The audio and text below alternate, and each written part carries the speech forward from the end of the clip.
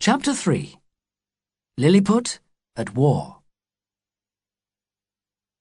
The island of Blefuscu is only about a kilometre to the north of Lilliput. I knew that just beyond the narrow sea separating the two countries, there were at least 50 warships ready to attack us, with many other smaller ships. But I kept away from that side of the coast, so that the people of Blefuscu would not see me. I had a secret plan.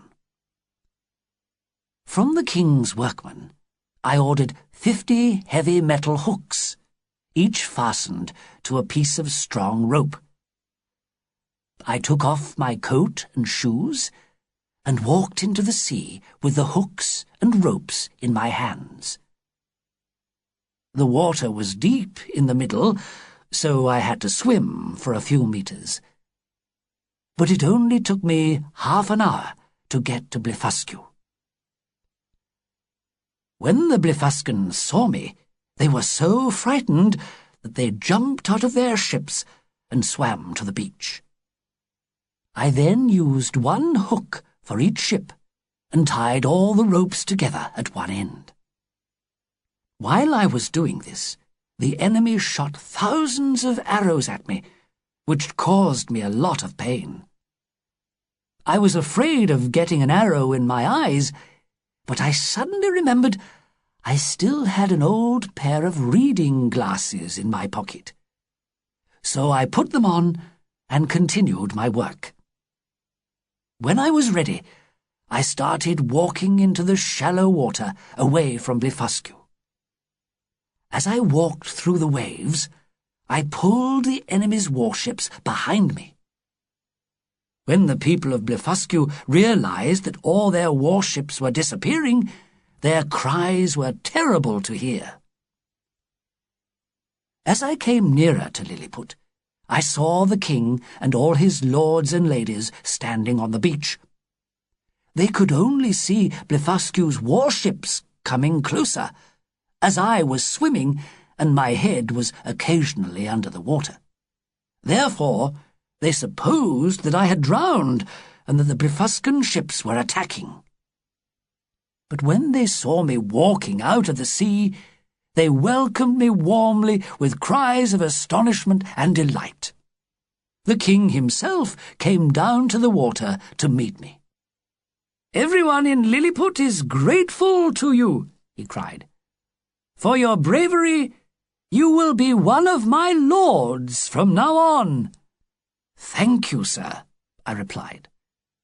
"And now," he continued, "go back and steal all the enemy's ships, so that we can defeat Blefuscu forever. We'll destroy the big Indians, and I'll become king of the whole world." But I would not agree to this plan. "Sir," I replied, "I will never help to take a brave nation's freedom away. Lilliput and Blefuscu should live in peace now." The king could not persuade me, and unfortunately he never forgot that I had refused to do what he wanted. Although I had saved his country from attack by Blefuscan warships, he preferred to remember my refusal. From this time on, I heard from my friends that there were secret conversations in the palace between the king and some of his lords who were jealous of me. These conversations nearly led to my death in the end. About 3 weeks later, the king of Blefuscu sent his officials to ask for peace between the two countries. After the Blefuscans had arranged everything with the Lilliputian officials, they came to visit me. They had heard how I had prevented the king from destroying all their ships.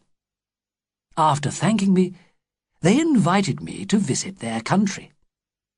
However, when I asked the king of Lilliput if I could visit Blefuscu, he agreed, but very coldly. I learnt later that he and some of his lords considered I was wrong to have a conversation with enemies of Lilliput. Now I was beginning to understand how difficult and dangerous political life can be. A few days later, I had another chance to help the king. I was woken at midnight by the cries of hundreds of Lilliputians outside my house. "Fire! Fire!" they shouted. "The Queen's rooms in the palace are burning! Come quickly, Man Mountain!" So I pulled on my clothes and hurried to the palace. A large part of the building was in flames. People were climbing ladders up the walls and throwing water on the flames, but the fire was burning more strongly every minute. At least the Queen and her ladies had escaped, but there seemed to be no way of saving this beautiful palace. Suddenly, I had an idea. The evening before, I had drunk a lot of good wine, and very luckily, I had not made water since then. In 3 minutes, I managed to put out the whole fire, and the lovely old building was safe. I went home without waiting for the king's thanks, because I was not sure what he would say. Although I had certainly saved the palace, I knew it was a crime, punishable by death, to make water anywhere near the palace. I heard later that the Queen was so angry that she refused to enter any of the damaged rooms ever again, and promised to take her revenge on me.